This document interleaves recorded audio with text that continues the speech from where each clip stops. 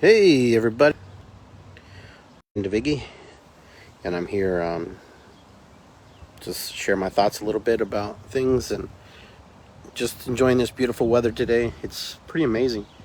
It's nice and cool, little breeze, blue skies. Couldn't ask for a better day. It's just totally amazing. Looking at my garden over there, my medicine wheel garden, my wildflower garden, my lily garden, my three tier, and just enjoying this weather, enjoying this moment here, sitting here. And I know a lot of you, the full moon yesterday.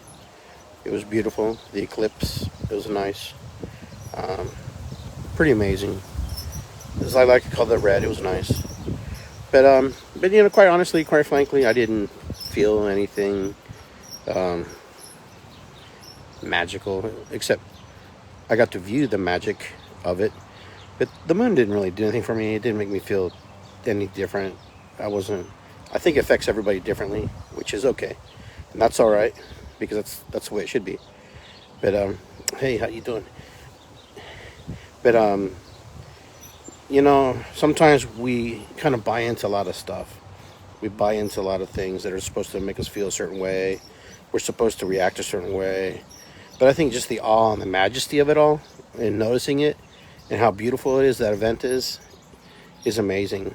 No, I can't say it didn't affect me, but how I know my body and how I know my spirit, my soul, there wasn't this huge transformation or anything crazy or anything like that. It's just been this journey, this second round journey of life for me has just been observing and paying attention to things and knowing that only parts of me feel a certain way versus all of me feeling that way. It's very rare for anything for all of us to feel it all, but there are huge parts of us that feel certain things in our lives that affect us. So, you know, discussions with friends, disagreements with friends, disagreements with your significant others, the government, whatever. There are parts of us that feel that way because there's other parts that serve us. I did see a post today I thought was really interesting. It was about how human beings are the only creatures on this planet that pay for anything. You know, the only thing animals pay is, with their lives if they get eaten. Other than that, it's pretty straightforward. You forage, you eat, and whatever. But humans, no. We pay for everything. We pay for lodging. We pay for heating, cooling. We pay for transportation. We pay for everything. We're the only species on this planet that has found a way to, make other humans pay for things and make other humans rich in the sense of the ideology and the belief of money, the money system, the creation of that money system. And so a lot of the problems we have is we've created a monetary system, monetary way of channeling. But some of you are like, well, Iggy, it's progress. I know everything's progress. I get that. So I'm not stupid. Again, I understand. But there's a gouge, when they gouge people. When people are getting gouged. When people are being abused. People are getting killed in war-torn areas around the world, all over. Not just Ukraine. Ukraine's just one of many. But yet, we focus on the things that we like in our, Western culture. And, and we kind of eliminate the things that we don't want to see. Now, granted, in America, you may have a better advantage being a poor person here than any place else. But you know what? That's a statement people usually throw out there. Is that true? I don't know. But back to my point was, we charge for services. We charge for this. There's no bartering. There's no system where, if someone's lacking, someone needs, then you have to prove that you're poor. You have to prove that you don't have. You have to prove that you're not capable. And then someone will fund you some money, possibly. But there are a lot of wealthy people in this world, a lot of wealthy people. And you know what? Rightfully so. They made their money. They took advantage of the situations and the advantage of the the things presented to them. But what about the normal people? What about us who we were raised in a system that taught us to be a certain way?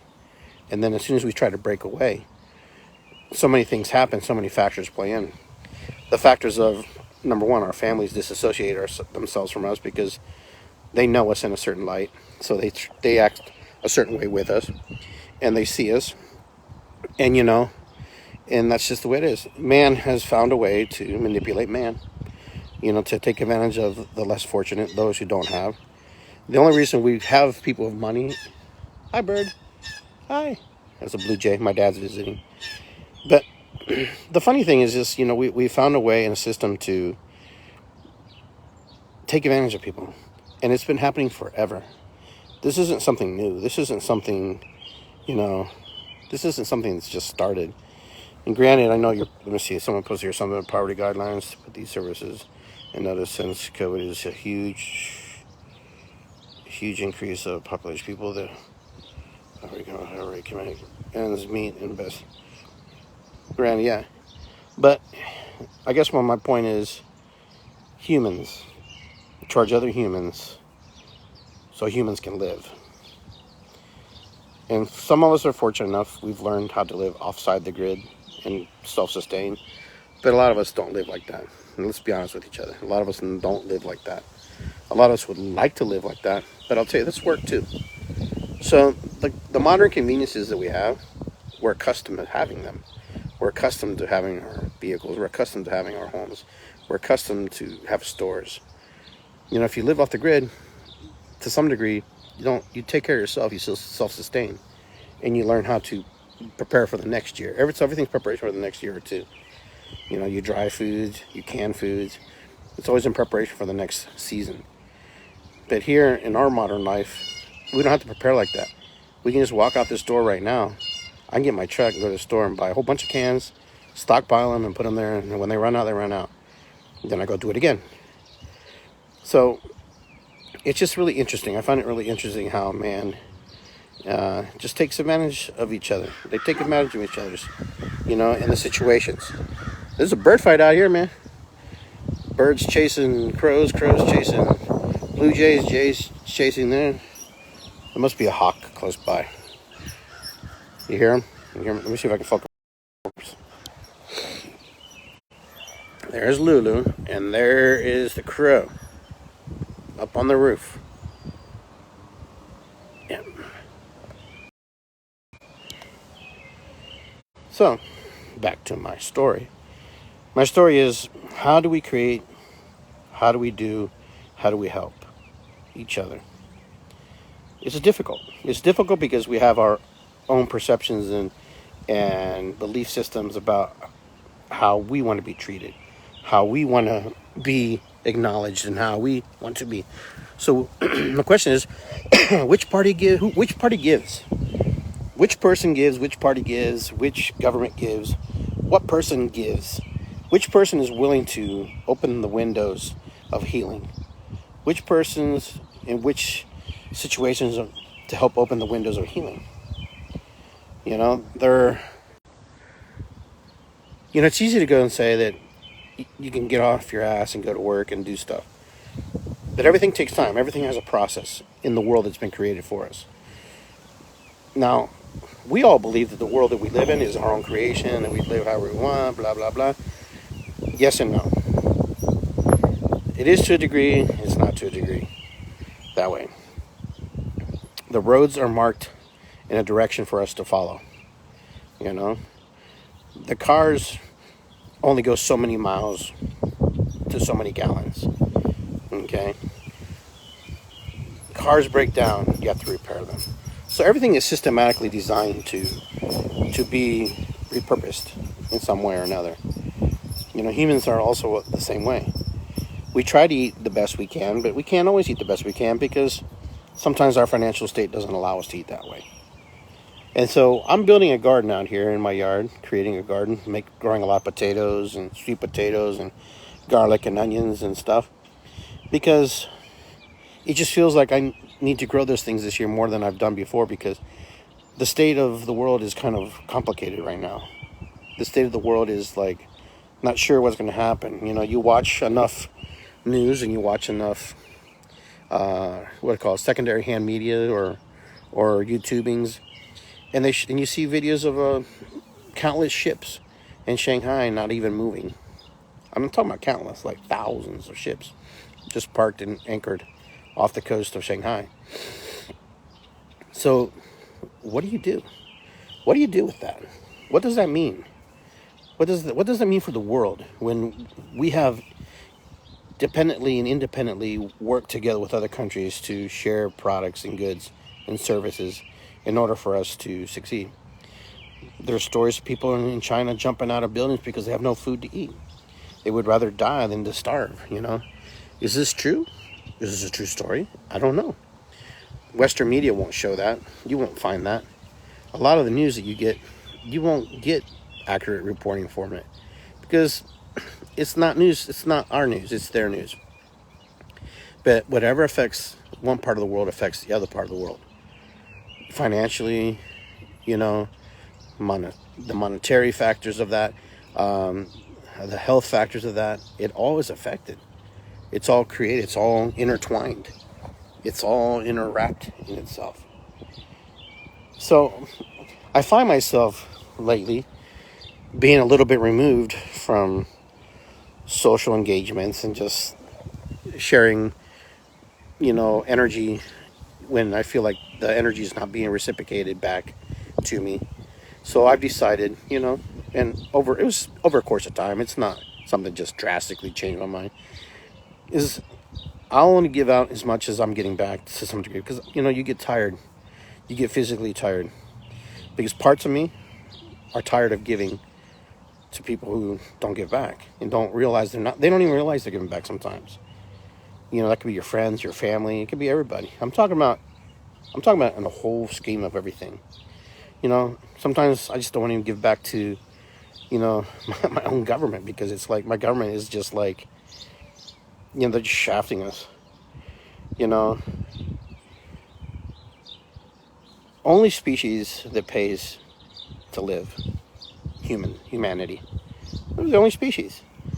We've totally taught our generations, many generations of people, how not to farm, how not to grow, how not to fish, how not to sew, how not to weld, how not to drill, how not to build.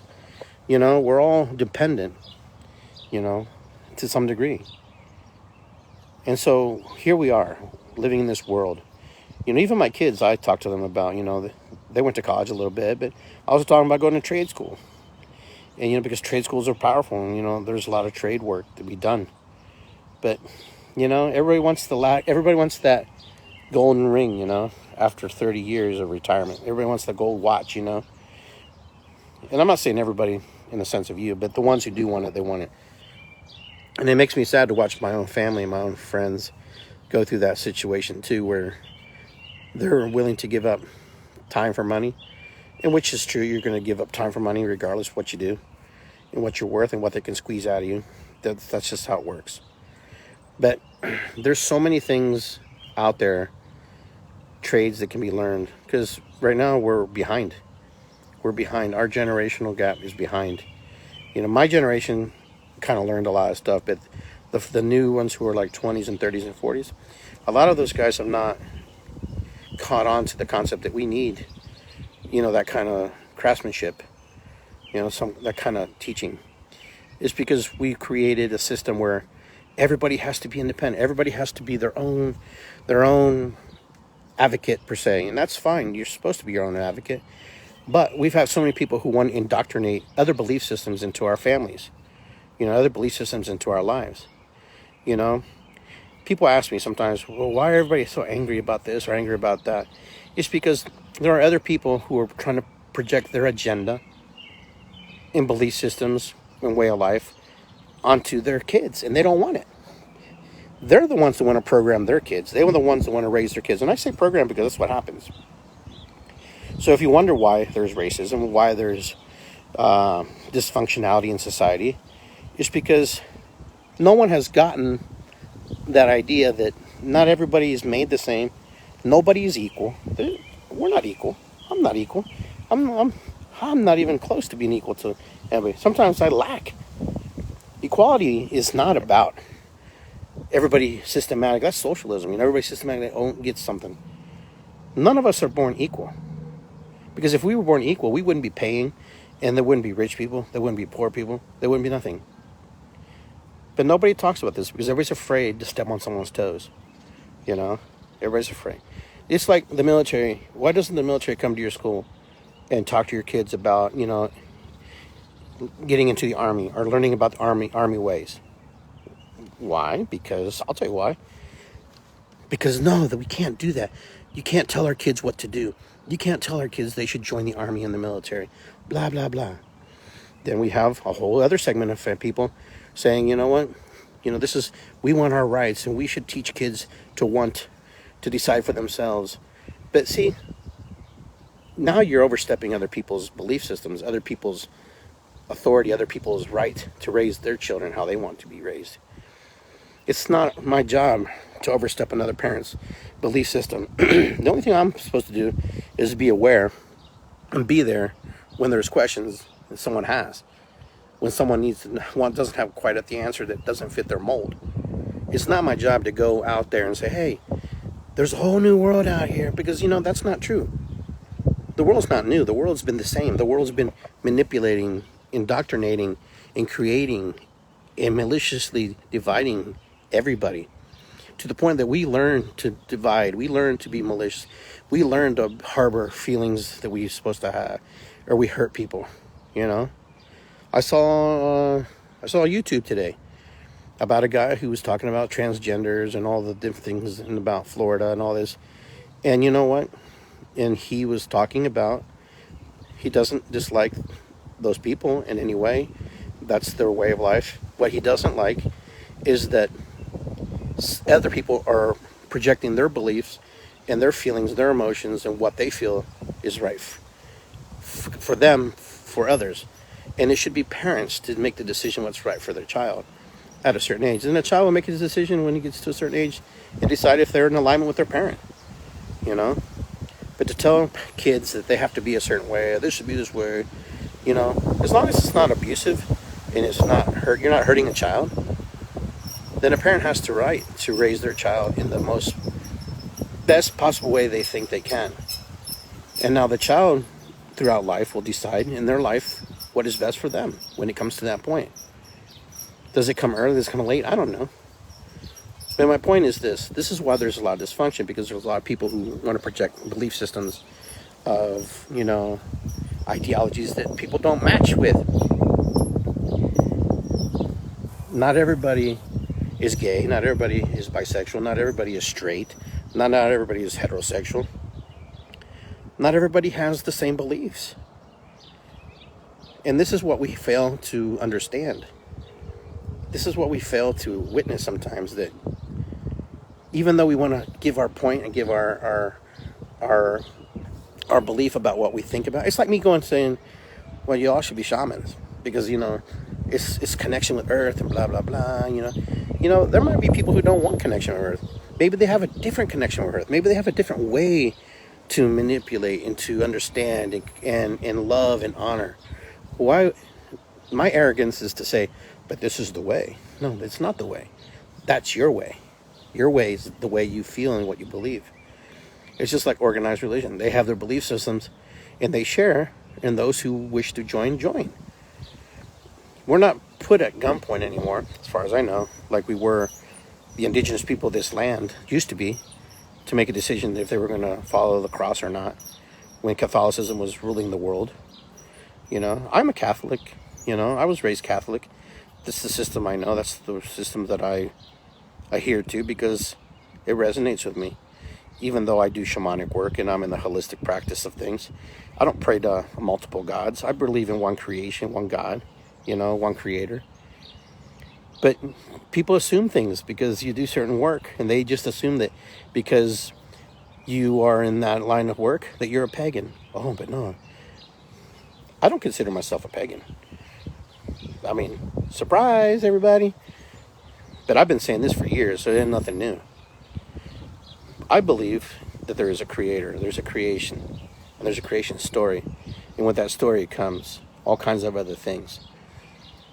Now, I don't think there's an old man sitting on the throne, on a golden throne, waiting to judge me and hurt me and cast me into hell or heaven. This is me, okay? I'm not talking about anybody else. This is what I believe. Am I wrong? Am I erroneous? No. You have no way to prove to me what you know is true to be true, as much as I don't have any way to know is what I believe is to be true. The only thing we can believe is on faith that this is what it is, the way it is. For me, my faith is I'm connected to things around me. I'm connected to the Creator, and I call it universe sometimes. And when I say universe, I'm talking about God. There's this big stipulation right now that universe and God are not the same thing. The universe is just a short way of saying everything, the universe provides. God provides. Some people just want to call it something else. But yeah, here we are. I will never push on you anything that I won't even do it. I don't even talk about half the stuff I do. I don't even share anymore because it's like, it's why? I share my love of drumming and connection to spirit, But the point is this.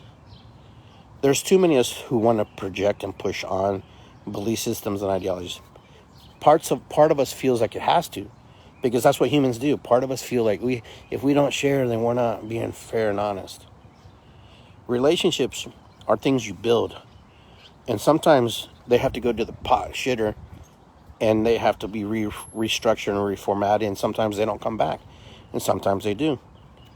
But all relationships that are connected or intertwined with different people, it affects the whole gamut of everybody, and it plays out.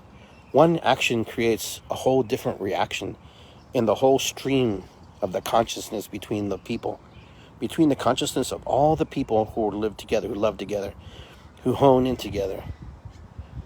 So if you think that your behavior doesn't affect somebody else, I hate to report to you that your behavior is what people observe, not so much what's inside your heart. People are waiting for you to fail. People are waiting because we fail. And that's how we judge ourselves sometimes. We judge ourselves according to our successes versus our failures.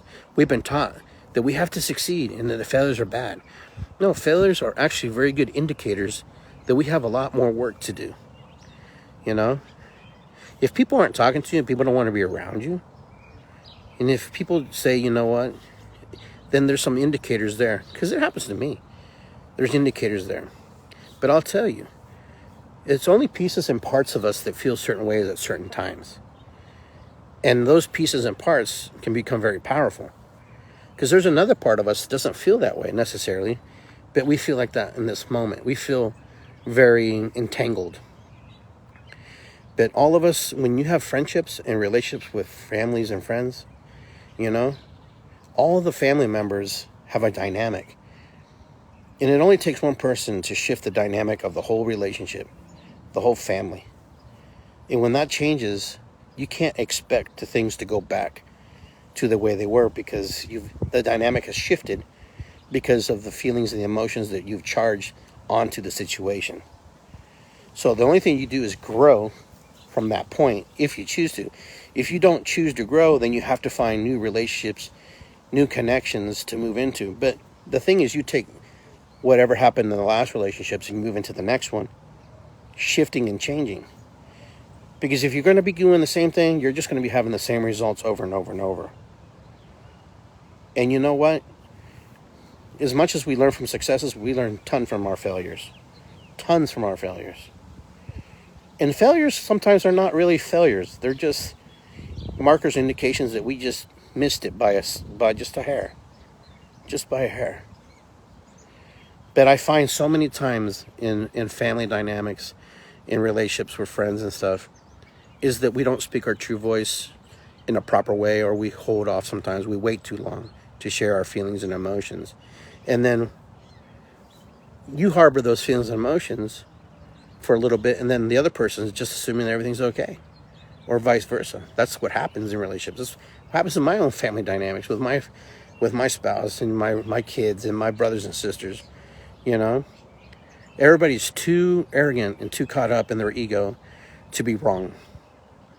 And I'll tell you, I'm wrong a lot. I'm wrong probably a lot more than I am right. And you know what? I'm glad that I'm aware that I'm wrong. But I'm also aware that I have the right to change my mind, change my perceptions, change my emotions about how I see things, how I perceive things. Not that nothing didn't happen, not that anything didn't play out a certain way. But I have to also understand, you know what? If I'm in there and there's a problem, then I'm part of the problem. If I'm in the situation. So the question is, you either help fix the situation in a way that it's palatable, because you'll never fix it.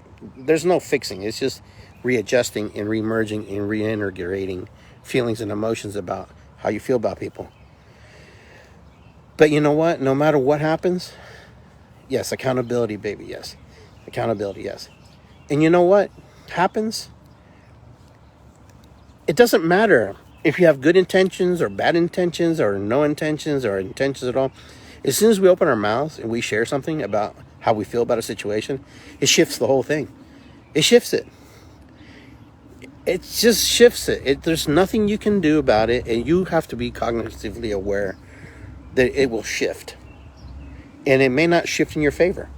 Even being good or bad, it may not shift in your favor. So the question is, and I'm not saying that you have to ignore or, just be aloof and just suck it up. The thing is, human dynamics is very powerful. Humans are very fragile creatures. We're fragile. We're very emotional creatures. That's why we feel. That's why we cry. That's why we laugh. That's why things trigger us.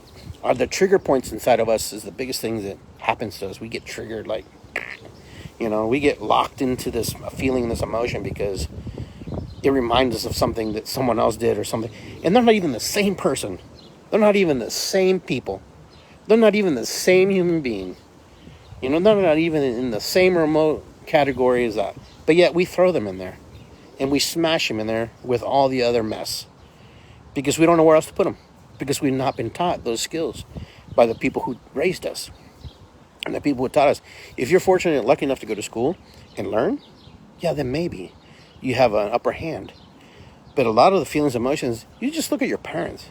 Look at your parents, look at your grandparents, whoever raised you. There's a familiar behavior. You all have a familiar behavior. You all kind of do the same thing, kind of act the same way to some degree. And then there's this other factor of you, okay, that is completely your own. It's completely you. It's completely how you feel. I like to move through emotions and processes as fast as I can versus holding on to it, because I know if I hold on to it, I get angry and I get frustrated, and then it gets into my body, and then it festers in my body, and this is me knowing myself. And then it causes a sickness in my spirit, in my soul, in my heart. And then I retain it in my weight, I've learned that about who I am. But sometimes we can't fix people. And our job's not to fix people. And like you said earlier, accountability, baby. We have to be accountable for our behaviors, our actions, and know when we're being shits or when we're being gentle, kind people. Because we know.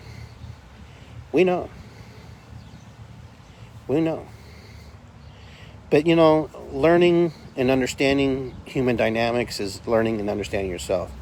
And the biggest challenge you're ever going to have about learning human dynamics is who you are and how you fit and how you perceive yourself and how you project yourself to the world, how you feel about you.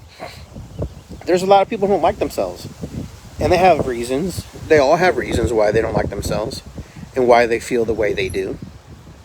But the point is, you have much more control at the outcome of how things are going to play out. Now, you can be butthurt, you can be upset, you can be frustrated, and you can go into your shell, and you can stay there as long as you want. But the world continues moving. The world continues going. The things still play out. Things still work on the thing. We keep charging other people for living, so it doesn't stop. So I encourage you to find ways to get out of your little cocoon and shell as quickly as possible, so you can live a fruitful life, a life that's meant to be enjoyed and loved, and not be angry and frustrated because someone else doesn't fit to your standards or needs of your relationship and how they behave. You're going to have friends who are just butts. You're going to have friends who are just like really sweet. You're going to have friends who are just very questionable, but they're still friends in a way. They bring something to your life. If everybody was exactly how you wanted them to be, it would be boring. If I wanted everybody to be like me, or any remotely like me, because there ain't nobody like me, so that ain't never going to happen. So you have all these hodgepodge of friends, all these different dynamics, this motley crew of people in your life who bring magical stuff to your life. Some challenge you, some hurt you, some you wish you never met, some you wish you had met earlier, but it wasn't the time, it was that moment you were supposed to meet. There are going to be people coming into your life that will change your outlook on life and how you see the world. And those are beautiful friends to have. And they're going to be people you're just not going to jive with. Considering the fact that all my relations means that we're all the same person, because we all come from creation, but we all have different experiences. That's what separates us from all of us, is that we are all having our own personal experience. Even if I am you or you are me, you're having your own personal experience that I will never have. I will never understand, I will never connect to. Because that is your part of the universal gift to understand and to feel. The universal gift is that from God. The universal gift is that experience is shared between you and Creator and whoever your significant others. And even with your significant other, you don't share your whole story about your life. I was talking to Suze last night. I really don't have anybody anymore in my life that I can go back to and share the memories of who I was at 12 and 15, who remembers me, like my sister or my brother, because they've all decided that their life is better removed from me, or I'm removed from them, either way, and that they're better off. Something my dad told me. He says, it's not that they don't want you in their lives, not that they don't love you, it's that they have their own life. They have their own perceptions of life. They have their own families. They have their own desires of how they want to live. And sometimes you being there is a reminder of what they don't want to be anymore. And it's not that you were bad, you're just a reminder. Okay? So it's not that I was a bad person to them, it's just a memory of them that reminds them of a place they don't want to be anymore. And so that was hard. That was difficult to hear from my dad, but it made a lot of sense to me. It made a lot of sense to me. And it took some years to figure that out. That my siblings are just where they need to be, living how they want to live, raising the families how they want to raise them. You know, they raise their kids in the fashion that feels best fit for them. You know, we can only teach what we've learned. We can only go as far as we've been taught by the people who love us. And we can only learn the things that we've wanted to learn. You know, wanting to learn that energy, learning that connection with people. We can't do anything else other than that. How we apply it to the world, well, that's up to us. How we apply it. We can stay angry at the world. We can stay angry at ourselves. Stay angry at other people because they didn't fit our standard of whatever we've created for ourselves. You know, my standard is this: you honor me, respect me, I respect you. You screw me, you fuck me over, you know, see you later. That's kind of how it works for me. But you really have to be really bad to hurt me that way. No one's ever hurt me that nefariously bad. There have been questionable moments in my life with people, but no one's hurt me that bad. But most of the time, I try to talk my problems out with people in that moment. I've learned as a 55-year-old man, it's better if there feels like there's an issue, hit it then, versus hit it later. And if you can't hit it later, figure out a time for you guys to hit it later, you know, because that's the thing. That is the thing. Communication. We just assume that people understand our heart. We just assume that we should know how we're feeling. All the people in my life, I have no clue how they're feeling. All I know is they're feeling. And their feelings change every minute, every day, every situation. every environmental compartment they walk into, they're not the same people. Once they leave my house or once they leave my circle, they've grown or they've regressed or they've progressed. Sometimes we go backwards a little bit in our emotions because we're feeling it, But me, those of you who are on here, and I see you all here, I don't know you except for what you share with me and what you project outwardly to me. The other piece of you is what you don't share. And I'm not asking for you to share. I'm just saying I only know what I know of you. And no matter how much you want to communicate to me what's going on in your life, I still don't know you. I only have my experience of you, how I experience you. That's all I can do. That's all you can do with me. You can only experience how you feel about being with me or being around. That's all that any human being can do. You can only experience how they made you feel in that moment. And only parts of us get affected. To the whole doesn't always get affected. It's the pieces and parts that are the trigger points in our lives that get affected. We can look at the garbage man. That can bring a trigger back. We can look at the dog. It brings a trigger back. Point is, you only know humans as much to the point and to the degree is what they share with you about who they feel they are and how much they want to share to you. Now, sometimes we have to see human behavior play out with other people to see the other side of them. But the point is this: you only know what somebody is sharing with you of their heart up only to a certain degree. And sometimes that's all you get, and sometimes that's all you'll ever share. But it's a lot, because there's a lot there. There's a lot there. Much more than you think. Humanity does this all the time. Humans express their feelings and emotions in very catastrophic ways. For example, Russia is a good example. Very catastrophic way to express feelings and emotions about how they feel about another country or another race of people. And you know what? We all pay for that because we all learn that behavior and we all feel that we need to respond or react, and we all play that out. And what's frustrating is sometimes we watch that play out and there is not a damn thing we can do about it. Nothing except bear witness to what's happening.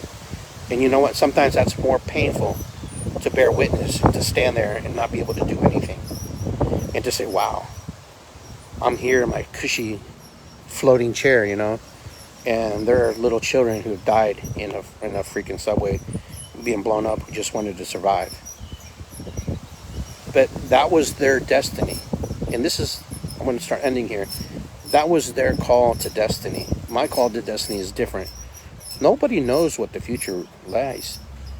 Next week, something can happen to any of us. Their destiny is that they have to endure that pain. And why it's that way, there are just some things we will never know. There are some things that we just can't fathom. What I'm going to say is, count your blessings. Be grateful for what you do have in your life, even if it's small. Because the small things can become very big, magical things. Everything begins with an idea, because it all starts here. About how we see people, how we feel about people, how we see the world, how we project the world, how the chemistry in our mind starts to play and move and coagulate in there and play out. So we're as much energy, as chemical, as feelings and emotions, and how we see the world. Your third eye, open and shuts, okay? Try not to be perfect. Understand that some days you'll have your third eye wide open. Some days your heart chakra will be open. Some days your sacral, your kundalini energy, everything. You just got to know that not every day you're going to be in alignment. Not every day you're going to be perfect. Not every day you're going to be in that place, that zenful place. You have zenful moments. You have these moments of awakening. To stay awake is to not sleep. And what happens when you don't sleep? You become very, very, very, very lethargic. You become very drained. So, my heart to all you see the world through your eyes and understand that other people are seeing the world through their eyes. You can never walk in anybody's shoes. That's bullshit. So get that out of your head right now, because you can't walk. I can never walk in your shoes. You can never walk in my shoes. My shoes won't fit you guys. Okay? So whoever stamped that coin did a lot of disservice to people. A lot of disservice. You can only have the experience you have. And only you can share the experience that you had. So I will never tell anybody, you not walked in my shoes, you don't understand. No, because that's crap. No, I've never walked in your shoes, and I don't want to walk in your shoes. So don't even give me your shoes, because I don't want them, because I have my own shoes to walk in, and the crap I have to mud through. Understand that the other human being across from you is also struggling and having their moments in life. And some days they look like they're happy, and they probably are. And some days they look like they're sad. And some days they look like they're just going to quit. The only thing you can say, and the only thing you can offer, is love. The only thing you can give to another human being is unconditional love. And unconditional love isn't hugging and kissing and sending little hearts to people. Unconditional love is holding space sometimes and just knowing that if they need to talk, that you're there. The unconditional factors, my dog has unconditional love for me. My dog has no conditions on me. And she knows when I'm upset. She knows. And she just holds space for me. My dog doesn't talk. So that's how I know my dog has unconditional love. Unconditional love is that moment where you just understand that person is going through something. And sometimes you don't even have to have words for somebody. And if they're silent, it's not that they don't want to be silent. It's just because they don't know what to say to you. And about 80% of times, people don't know what to say to somebody who's suffering, or somebody who's lost somebody, or someone who's had an emotional moment. But we do say what we can. We say whatever words come out of your mouth, and whatever you feel that Spirit leads you. I can't give you the words, because those are your words to share. But to walk in someone else's shoes can't be done. Never will be done. And that's a coined statement that is erroneous. I have my own path. You have your own path. Everybody has their own path. And they walk those paths the best they can. And to shame somebody and to say that you haven't walked my life, that's called shaming. You're shaming and parenting somebody because you can't express how you're feeling. So, my life is my life. Your life is your life. And everybody who's been on this is your life. We all come to a moment in time where we share our experiences, and here we are. Here we are. And now we will all go away to our own other experiences again, and how life will shape us and mold us as soon as we get off here.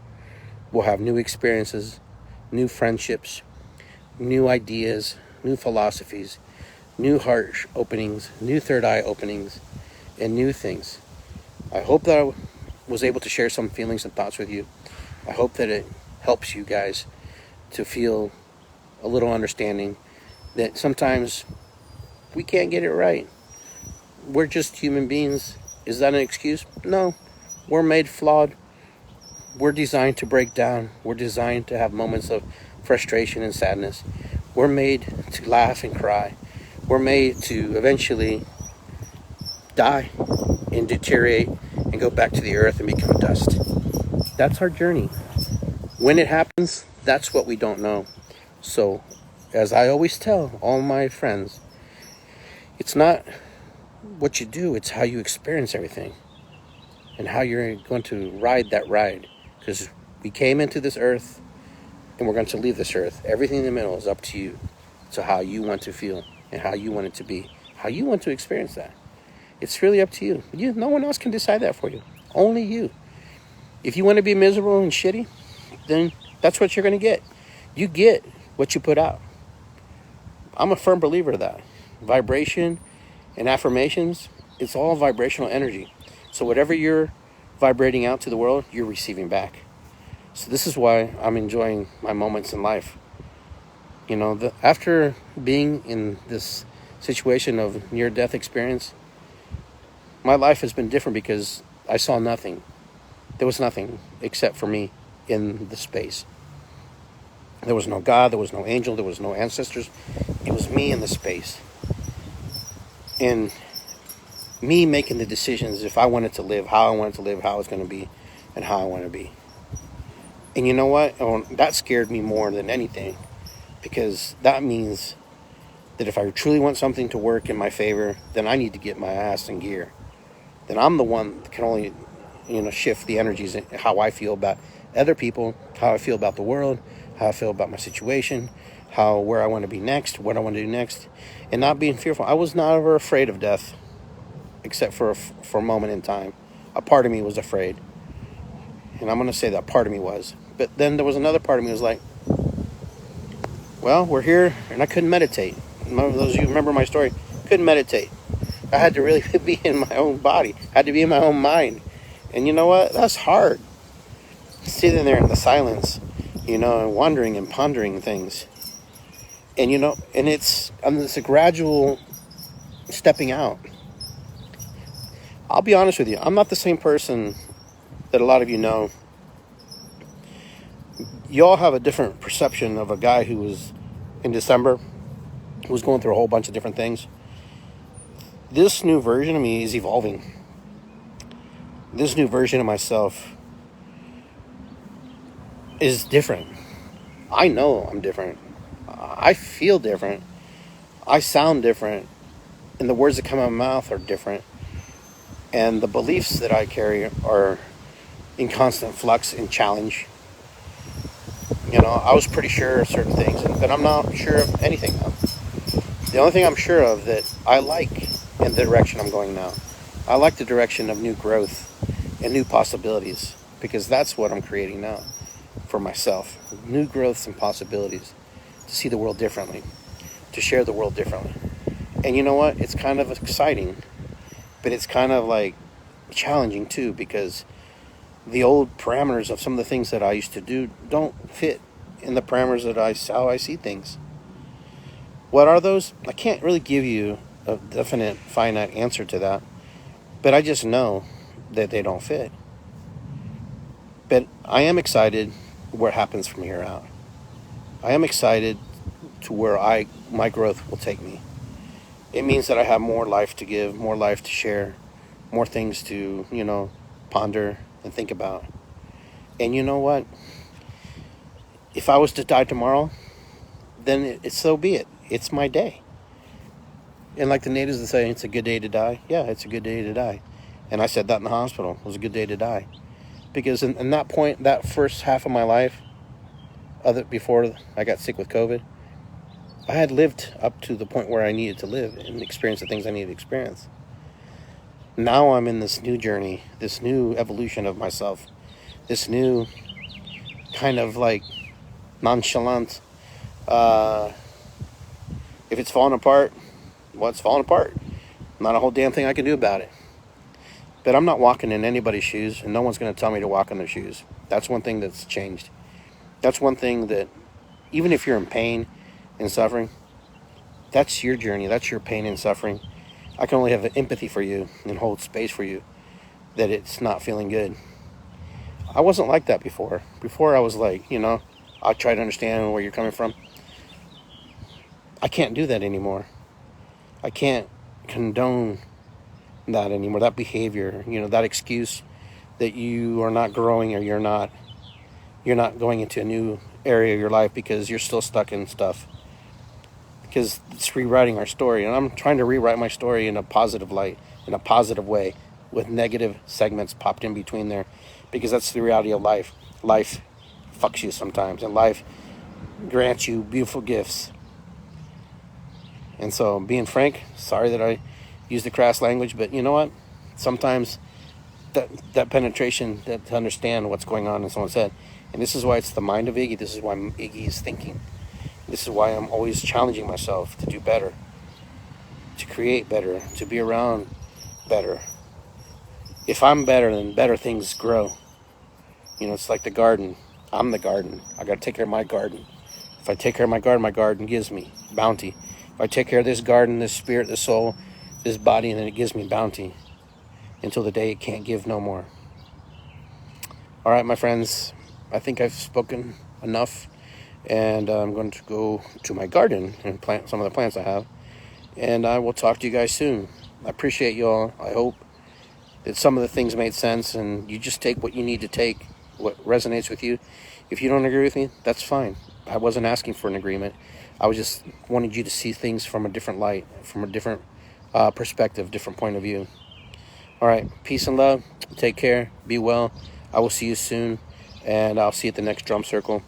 It's coming up fairly soon. We'll be next week at Mystic Nirvana, then at Schiller Park, and just rolling down the line. All right, take care. I'll see you soon.